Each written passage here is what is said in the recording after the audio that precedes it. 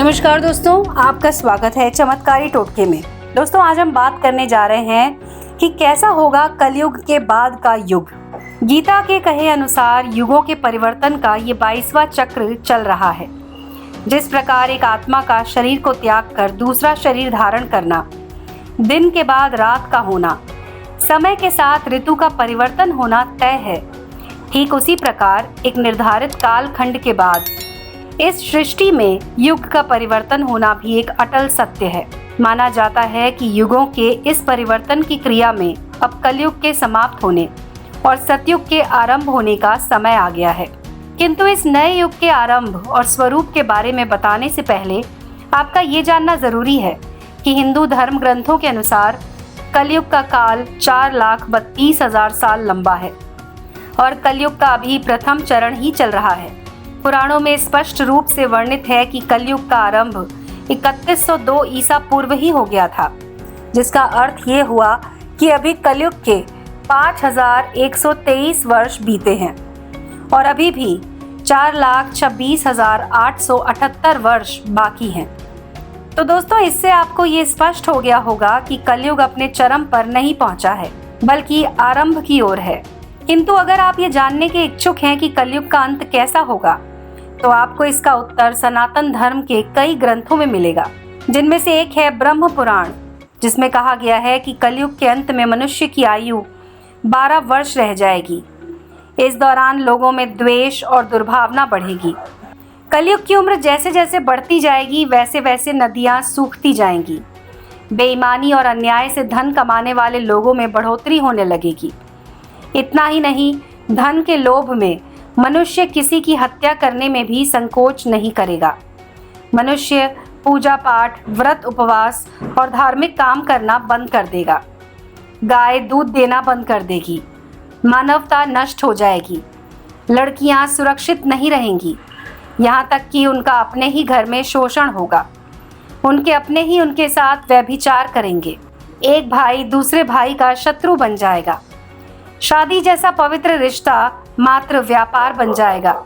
सभी की शादीशुदा जिंदगी में कोई ना कोई बाधा जरूर आएगी। पति पत्नी एक दूसरे को धोखा देना आरंभ कर देंगे। यही नहीं, कलयुग में समाज हिंसक हो जाएगा। जो लोग बलवान होंगे, चारों तरफ सिर्फ उनका ही बोलबाला होगा। जब प्रकोप अपनी चरम सीमा पर होगा, तब भगवान विष्णु कल्कि अवतार लेंगे और पृथ्वी से समस्त अधर्मियों का नाश करेंगे। कल्कि अवतार से जुड़ा एक संदर्भ महाभारत के एक अध्याय में भी मिलता है, जिसमें भगवान श्री कृष्ण ने कलयुग के अंत और अपने कल्कि अवतार के बारे में बताया है।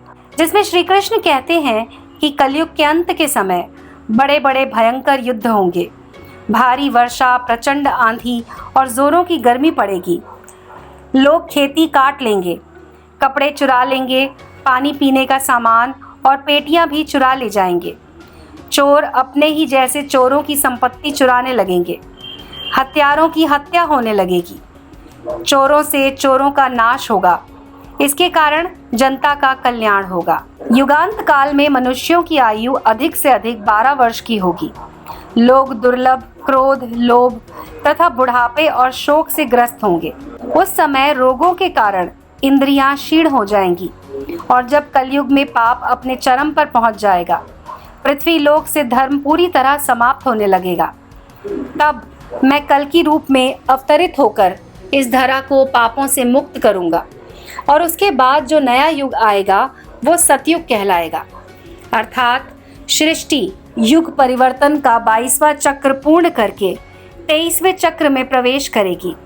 वहीं दूसरी तरफ शिव पुराण कलयुग के आरंभ के कुछ संकेतों को बताता है, जिससे आप ये अनुमान लगा सकते हैं कि अब कलयुग का आरंभ हो चुका है।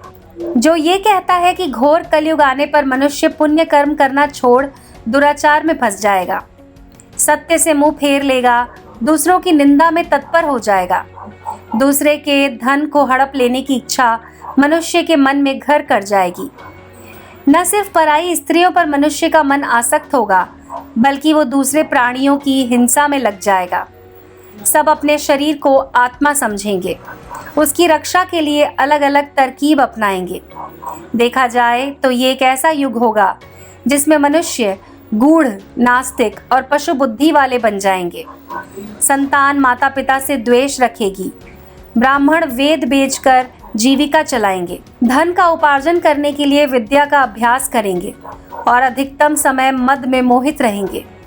अपनी जाति के कर्म को छोड़कर दूसरों को ठगेंगे। तीनों काल की संध्योपासना से दूर रहेंगे। क्षत्रिय के संदर्भ में तो ये कहा गया है कि वो स्वधर्म को त्याग कर देंगे। उनमें शौर्य का अभाव हो जाएगा।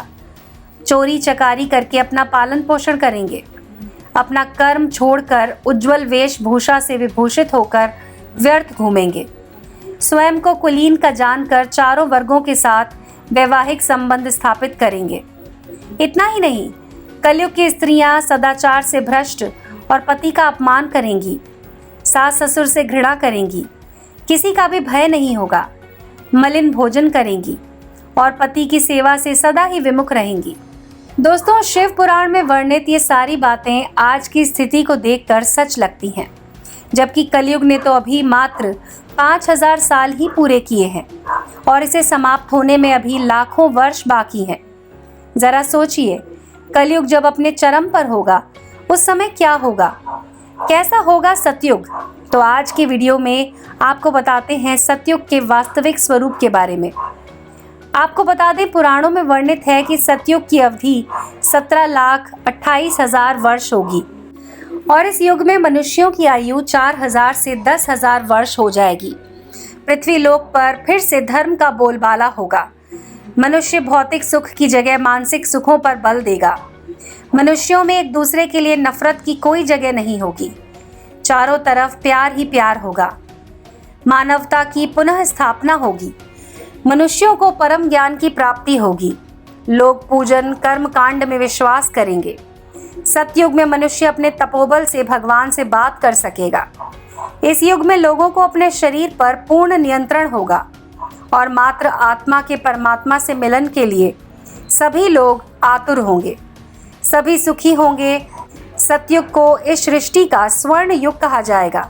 लेकिन दोस्तों, सतयुग आने में अभी काफी लंबा समय है, किंतु हम अपने कर्मों से कलयुग के स्वरूप को सतयुग बना सकते हैं, क्योंकि धर्म ग्रंथ भी कहते हैं कलयुग में जो लोग धर्म और कर्म पर विश्वास करेंगे उन्हें सतयुग की तरह ही सुख की प्राप्ति होगी। अगर आप भी इस घोर कलयुग में सतयुग का सुख पाना चाहते हैं तो अपने कर्मों पर ध्यान दीजिए और हर उस कर्म को सुधारिए जो आपको पाप का भागीदार बना सकता है।